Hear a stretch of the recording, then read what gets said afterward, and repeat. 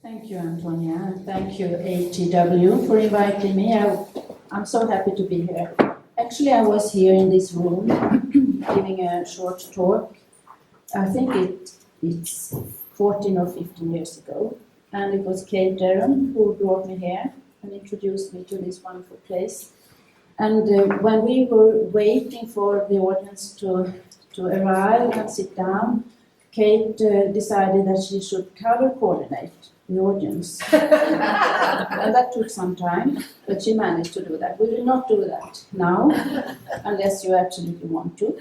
But I just have this beautiful memory of her running around and sorting people up in different shades. So thank you for being here. I live, as you said, Antonia, in Sweden.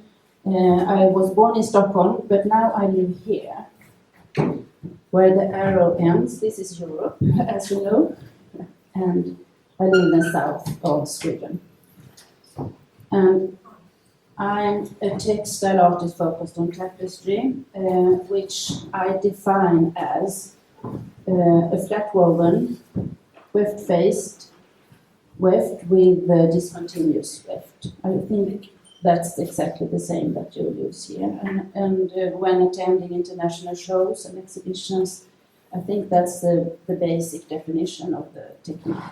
Even if I've been a couple of times in juries, making big steps away from that definition, when you actually see a piece that you found wonderful, it has always been accepted anyway. But that's how I define my work. I have a bit of,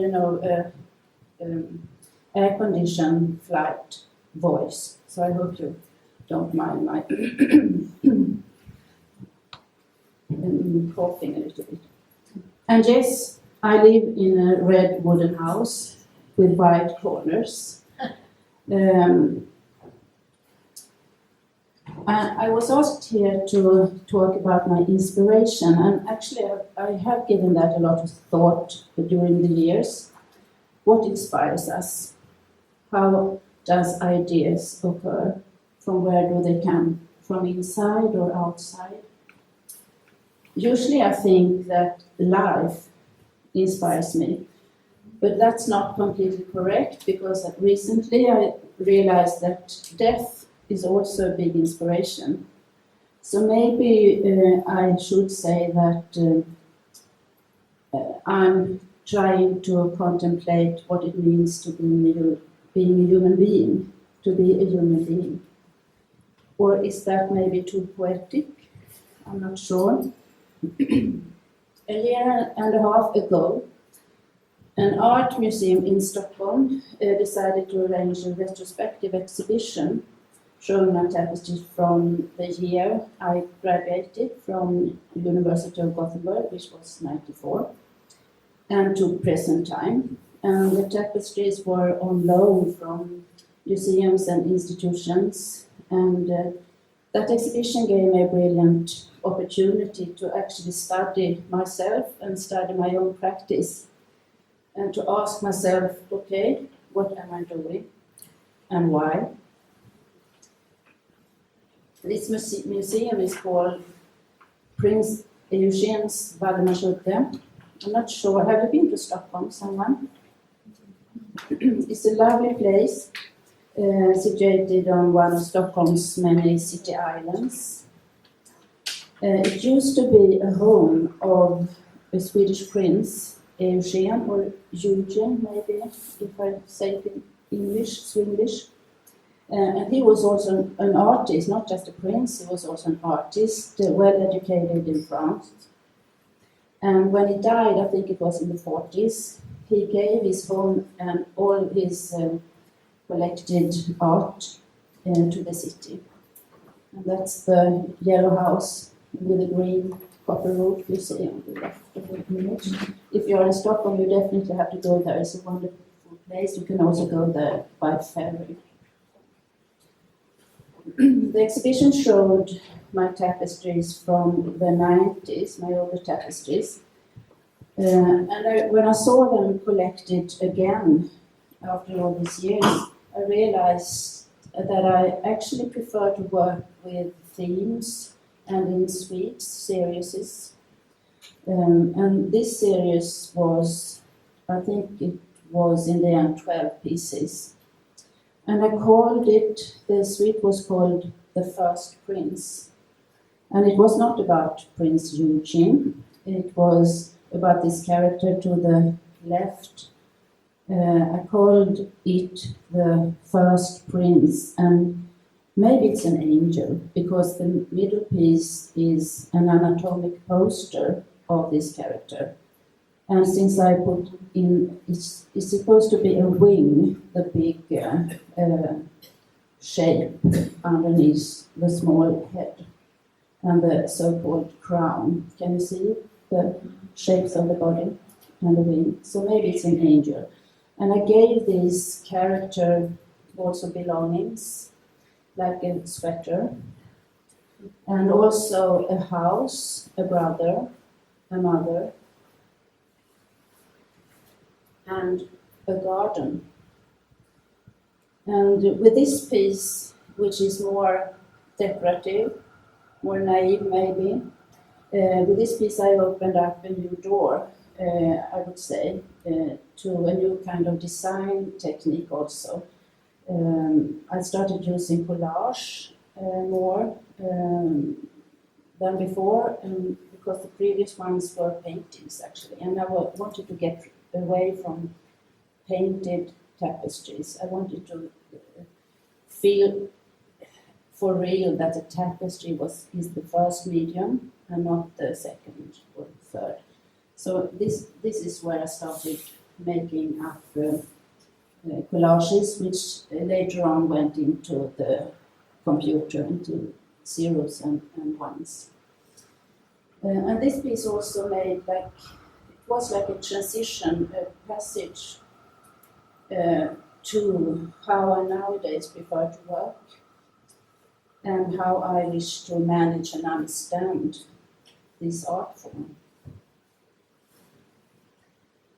There are so many ways of creating tapestries, fortunately.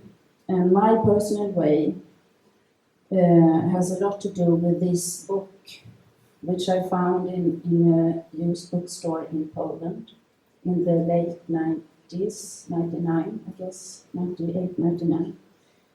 And it is about the Barbering Collection of tapestries in the city of Krakow in Poland. Wawel is a medieval castle with a lot of art collections, art museums, and in one of them are an amazing suite of tapestries. And for example, when I opened the book, I got like starstruck, seriously starstruck. And you know how it is when you fall in love. You must have an open mind and be mentally prepared for change, right? And I absolutely fell in love with the colors and the ornaments, the fruits, the animals, the angels, the borders, the attitude, the pride, and the show off. And I definitely knew that, okay, fine, I have to do some changes to my own practice, because this is an example of how this technique can be executed. The first test, the first one I made along this avenue was this one, the Baroque Party. It's from 2000. Yes, it's from 2000. And I tried to, when I chose images for tonight, I tried to pick images that had some kind of Australian connection, which I haven't showed you yet, but this one actually has a really, really strong Australian connection, because I wove this with a little TV set beside the loom and watched and listened to the Olympics in Sydney. And when I see this, especially the upper part, I can actually hear the commentators loud voice and telling how extremely hard weather it was when the canoe finale was going to start, and it was so windy, so it was delayed. And I was weaving the big leaf shape on top of it, and faster because I was so excited about it. So this is Australia. And you see all the people here. Some of them you see here, they are persons, friends and family from my own family album, so to say. Some of them were not alive when I wrote this, and some of them are not alive now. And this was shown at the Maitland Gallery, and the art educators who made like a program for the kids visiting the show, they made such a clever task for the kids. They told them to pretend that they were sitting on top of the table, looking down at these secret persons with the back fronting us, and draw what they saw. And I would really like to see those drawings, which I haven't, because these are also maybe angels, because they have small wings. I'm pretty fond of angels, aren't you? This is from the exhibition, the Prince Eugene's Museum, from the hanging of the exhibition. And the Baroque party is 3 meters wide and 320 high. It was supposed to be 3 meters. I'm not sure from where the extra 20 centimeters came. I blame the Olympics in Sydney for that. But in this museum, it shared space with a carpet you see on the floor, which is made in a different technique. I'm not sure what it's called in English. We believe in Scandinavia that the word rörlakan is international, but I'm not sure it is, because you don't know what I mean. It's not kilim, but it's no slitses. You connect the weft, but not in a tapestry way. We don't bother about that, but the interesting thing is that you can see the two different resolutions here. The low res on the floor and the more high res on the wall. And I made the design for the carpet together with 7 students that I had at that time. And since the tapestry on the wall is called the Baroque party, we call the carpet post festum, which is Latin for after the party. And when human beings has left the party, the animals are entering the room. So on the carpet you can see traces from paws from different animals, and also animals eating and turning glasses of wine, tip them over, and so on. It was very fun. I haven't actually made the carpet. It's designed by me and my students, but it's woven in a carpet studio in the region where I live. And even more obvious references to the Barbering Collection can be found here, I would say, in this tapestry called Darlings. It's from 2003, and the upper part of it is woven at the University of Newcastle, where I spent 2 months, invited by a colleague of ours, Brett Alexander. Do you know Brett? He was a art teacher for many years at this university in Newcastle. He retired from there now and is now teaching in China. He invited me as a research visitor. So, and I was working with this at home in my loom. I took it out from the loom as an experiment. I had made like a third of it and put it in a suitcase and brought it to the fiber studio at the University of Newcastle, and Brett arranged with scaffolding as a loom. So we put it up there and I wove it there.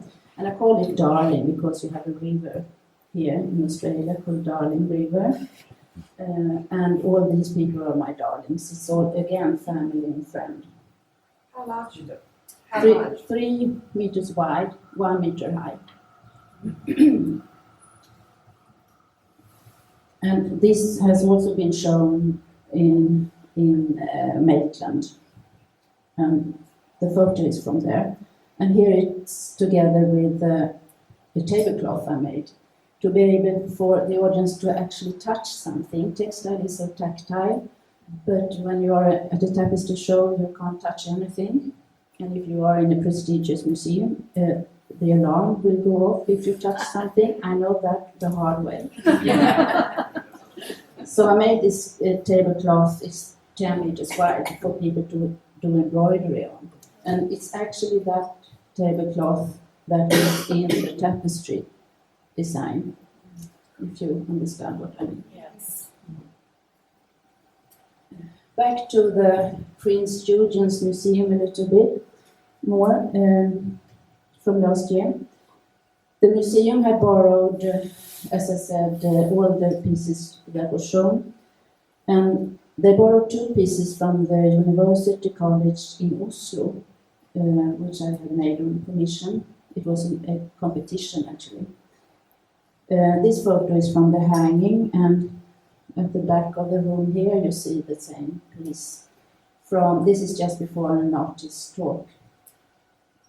And I wove it in on my low wall. That's how I do my weaving. We talked about that, because you are doing high work weaving here.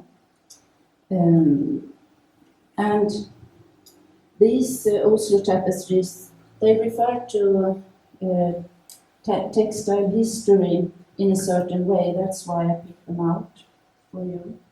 In both pieces, I have involved animals, which also can be seen in historic tapestries, like a little flirt, like a little hello to ancient weavers. I'm not sure if you can see them here. Can you see the unicorn?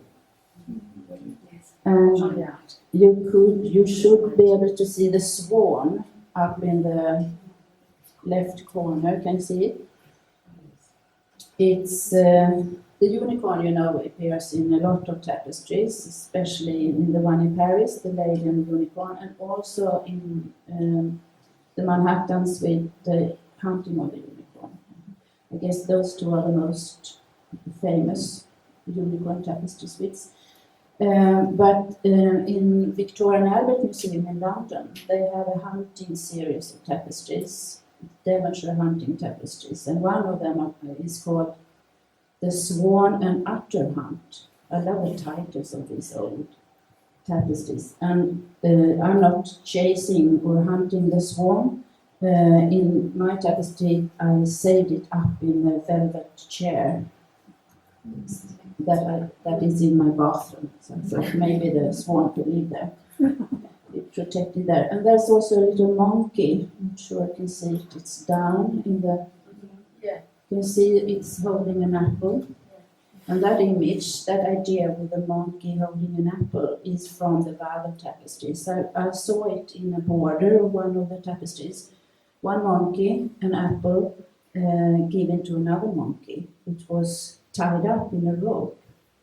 I never digged very deep in that metaphor, but I understand now that it's like a memento mori metaphor. I mean, remember you will die kind of message, which is now woven into this tapestry to the students in the University College of Oslo. They didn't know that before. I haven't told them yet, actually. This is how it looks when it's on place, and it has also another part. The red one is called Follow Me Shine, and this part is called Follow Me Grow. In both of them there are a character with a reflex vest, like at an airport. You see down in the middle, someone is watering the plants. And in the previous one, the person with a reflex vest up at the top is lighting a chandelier. So it's basically it was about growing and getting lit up like you do when you're studying at the university. And the show, Follow Me Grow tapestry is shown here on from the Prince Museum to the right, and it shares the space here with the garden tapestry from my early suite. And this room, this space is, we call it the verdure space. Verdure in French, verdure maybe in English, which is, do you know what it is? It's a certain group of tapestries. They are also called garden tapestries or maybe forest tapestries, and they show a lot of vegetation, landscape, animals, flowers, plants, and the animals are not all the time very realistic. They can be really, really fun and like a combination of different species. And I learned about this group of tapestries also from the book about Wawel. Here you see two deer, which actually look like deer. But the Wawel castle is full of really, really beautiful and really fun verdures. And I wanted to try and see if I could do a contemporary verdure. What is a verdure? Can I add human beings? In the historic verdures, there are actually no people, but there are traces of people, like maybe a city wall or a castle or a little pond or something like that. I decided to do a verdure of my own, and this is 3 meters wide, 225 high, and it belongs to the National Museum in Stockholm, and it's actually on display now in the permanent exhibition after the renovation of that beautiful museum. And it's about a car trip I did some years ago from where I live in the south up north to a graveyard where my mother's ashes is spread in a memory area. And during the trip, I took photos of summer, details from the Swedish summer, and combined it to this image. There's also this pigeon in the middle. I got it from one of my sons, who found it on the street dead in Stockholm where he lives, and sent it to me because he knew I was doing a design for a tapestry about his grandmother. And I actually put one human being in this, and that's my mother. She's swimming in the water with a red bathing cap to protect her new made curls in her hair, feeling good. So that's my way of doing a verdure, and here's from the process. It was shown for the first time in Oslo at a small gallery called Soft, and I love this image because this is Mr. Brett Alexander, my friend, who also is a textile artist and very popular in Europe. And he has been also teaching in Gothenburg at the university. And here he followed me to Oslo to help me with the hanging of this one. And of course I wasn't really finished the day before the opening. So Brett helped me with making it look good at the edges. And I could say that this was not the first time, and it wasn't the last time he's come to my rescue. He's a lovely person. And a little bit more Australian connection. The Theatre in the Park is the title of this piece, and it belongs to a mid-Swedish museum. And here is more well-organized photo. And here's a lot of Australian references, because I made this in, I think it was done in 2006, something like that. And I had been twice in Australia. And so here, if you could see it bigger, you will find at least one kangaroo having a picnic. And there's also a parrot, which I saw in Canberra flying around. I was so impressed. I thought it had escaped from somewhere, but Barry Kirk told me that they live here. And I also tried to make a koala, and nobody can see it's a koala. I realized I actually don't know that shape.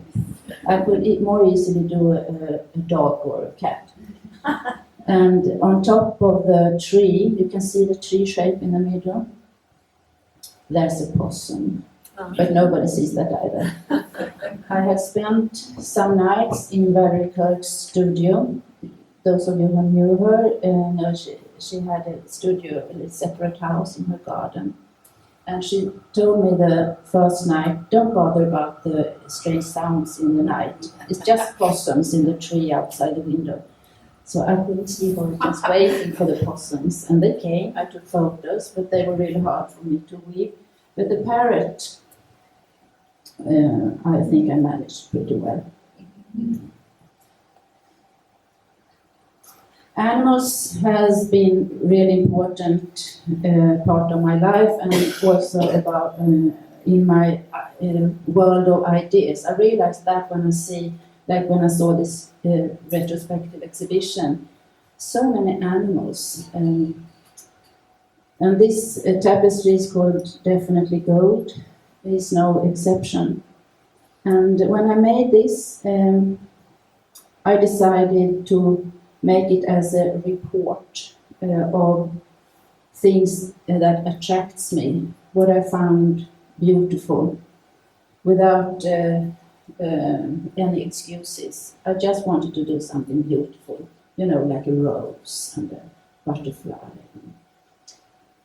a rabbit, a white cat, and so on. And also, can you see there's a unicorn also in this one? It's on the middle, on the left side, it's lying down. Can you see that? You can see the spear from the head. And it has borrowed the necklace from the unicorn, the hunting of the unicorn suite in the cloisters in Manhattan. I could have had a close-up, but I didn't know I was going to tell you about that before. But everything here is also authentic. I mean, the white cat I met one day in Manhattan. I was walking in a district with a lot of flower shops. And all of a sudden, the white cat was sitting outside the flower shop like he was the owner. And he was posing. I took a lot of photos of him. He was very fat.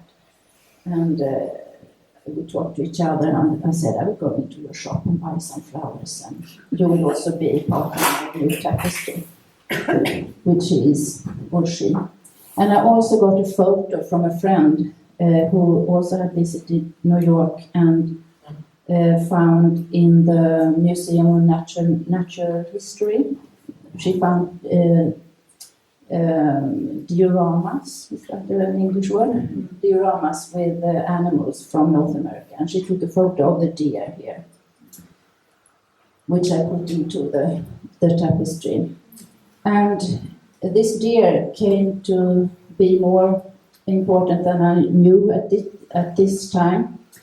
Because in the year 2012 I was offered a guest professorship at the University of Gothenburg, but not at the art faculty, but on the Faculty of Science, at the Department of Conservation. The professorship was about focusing on what the hand can do, the skill of the hand connected to the brain and things like that. And they wanted me to browse around in the tapestry technique and see what's going on and where are people doing this. And of course I said yes. And it was a 5-year professorship, and I understood that I had to narrow it down. I mean, a lot has been done and written about scholars, scientists, and textile scientists or conservators, and I'm an artist. I wanted to have an artistic approach to this, and decided first to do it as a journey. I call it the tapestry journey, but that was not enough. I had to narrow it down even more. So I decided to follow a certain character through tapestry history. So I followed the deer, which occurs very, very often in historic tapestries and also in some contemporary. And it's very interesting when you start looking for deer, you see them everywhere, in all kinds of art and also in reality and also in fashion and interior design, etc. And in art, the deer always die, is hunted, and it's conquered by dogs and human beings. This assignment, this project, ended up in a book, Renaissance and Tapestry Journey, the book about following deer. And I have one copy here if someone is interested in looking at it. It's of course in Swedish, but there's a lot of English quotes. I read a lot of books. My studio all of a sudden is like a library after this project. But it's I also made textile, a text and a textile. And the title of the tapestry I made last year is The Deer in Nara Park, or The Deer in Nara Park. Nara is a Japanese city. It was actually a capital once, before Kyoto was the tapestry, before Tokyo became the capital. And in Nara there's a park where deer are what's the English word for that when you can't, they're protected.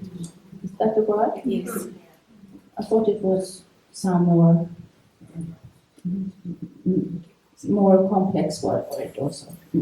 Anyway, it's an amazing place, and I went there, of course, with my photographer, and we browsed around in this park. And actually, for me, it was important also because the textile is so tactile. I wanted to pet a deer, because the roe deer we have in our garden, they are not close enough for that. And now I really know the feeling of touching a deer. They are pretty hard, not like my cats. But that was amazing. And I also, this is part from the project. It's 140 wide, 325 high. And if I go back, I added into this design blue curtains, and I will show you a little bit later from where they come.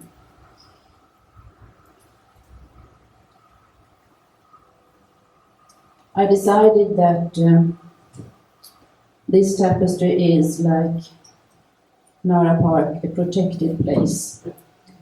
This is the finished piece. And it's not very easy for you to see, but on top of the piece there's a table with a white tablecloth, and some people are sitting there together with some deer. And since this park in Nara is a Buddhist place, there's several Buddhist temples. Have you been there? And a lot of Buddhist artifacts in this park. And at that time, when I made the design, my oldest son's father-in-law died. He was that son lives in the United States and is married to an American Cambodian girl. And her father, Shan, he was from Cambodia. He took his wife, pregnant wife, and 5 kids, and escaped in the 80s to Thailand first, where his wife gave birth to the 6th child, which is my daughter-in-law. And after a year and a half, they moved on to the United States and live in California. So my daughter-in-law and Chan is sitting there, and I thought maybe he would like to spend time in this protected place. And I also happened to be in California when his ashes was spread in the Pacific, which was a very amazing moment. So life is important as an inspiration, but death as well. Now I would like to end with telling you a little bit about what I'm into now, what I'm heading to now. And first of all, I would like to show you this image from a French town, just to be able to tell you something. This is the city of Aubusson, which tapestry weavers know that word very well. It's in the region of Limousin, in central France, at the meeting of 2 rivers. And this is a very old historic town with not that big population. I think they have like 4,000 inhabitants. But in the year 2009, it was listed on UNESCO's list for intangible heritage, yes, because of the tapestry production. Isn't that amazing? Because here there's a 400 years unbroken chain of spinning, dyeing and weaving tapestry, which was considered important. And 3 years ago, they opened this place, La Cité Internationale de la Tapisserie Aubusson, which means the Tapestry City of Aubusson, International Tapestry City, which is a brand new institution with research and exhibitions. And I haven't been there yet, but I'm heading there very soon. And I think it's so amazing, and I found it important to just mention that sometimes we get the idea that we are working with something really obscure and periphery, if that's a word. Yes. Thank you. And but it's not. It's really important. The United Nations found it important, so we should also find it really, really important and be proud of it. But now I'm heading for another French town called Angers, and in the western part of France, also by a river. Many of these places are situated by rivers because of the dyeing production and all that. Also, Le Gobelin in Paris is by a river, the Beaver River. This river is called Main, and here in this castle from the 14th century, can you imagine how old that is? Here's the home for one of the most talked about works of tapestry in the world, I would say. Have you been there? No. Originally, this large Angers tapestry was 144 meters. That's big. And since 1954, 103 meters, that's also big, is shown here in this castle. It's exhibited here. And this amazing tapestry suite describes scenes from the book of Revelation in the Bible. And usually it's called the Apocalypse tapestry. And it has some really well-known parts, like this one, for example, showing Death riding a white horse. It has been copied many times. And connected to that, 14th century tapestry, I would like to mention this artist, Jean Leuza, which is also well known among tapestry people. He was an artist who, in the year 1937, visited Angers, and he found the Apocalypse tapestry packed in trunks, not in a really good shape. He opened it up and got starstruck by it, and from that day he decided to devote his career to tapestry. And today he's regarded in France, especially in Aubusson, as the savior of French tapestry. He renewed the designs and he made a really big difference. And his biggest masterpiece is Le Chant du Monde, which means the song about the world. Here you see one part of it, and it's shown beautifully in a former hospital in the city of Angers. And his issue wasn't the biblical apocalypse, but another threat to our existence, the atomic bomb. He had been active in both world wars. I think maybe he was a pilot. And his dream was to reconcile the two apocalypse suites in the same city, which happened in 1967. He died the year before that. He was never able to experience that, but you see his years of life there.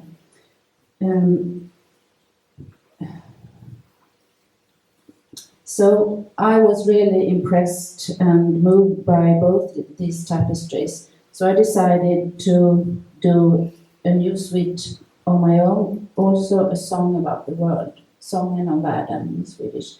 This is not a tapestry, this is my design for a tapestry, working on it. All these characters move around still. But the working title of this one is Green Islands, in plural. Last year I visited Green Island outside Cairns and at the Barrier Reef. And also I visited Sydney and saw the Lady and the Unicorn, which was on tour from Paris there. And you know, I show you a photo from the Cluny Museum in Paris where she lives, together with her lion and her unicorn. And she's also living on a green island, which has turned a little bit bluish by the years. And I used to also show this one. I think it's so interesting to see that exactly the same tapestry is here as the interior design from a Harry Potter movie. Just a little detour. So this is a part of my ongoing digital design, a digital collage.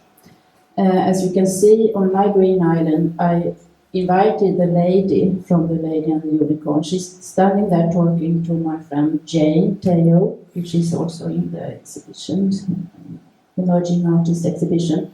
I changed the tent to a tent from the 60s, which is a bit nostalgic for me.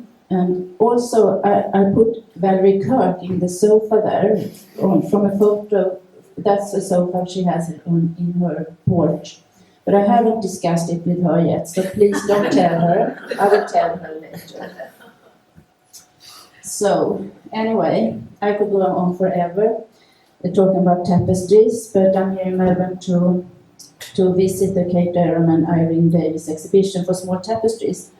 And I realized, since weaving one of the small tapestries, that that's such a really big challenge, in the same way as standing within the time frames of speaking. So I will stop now.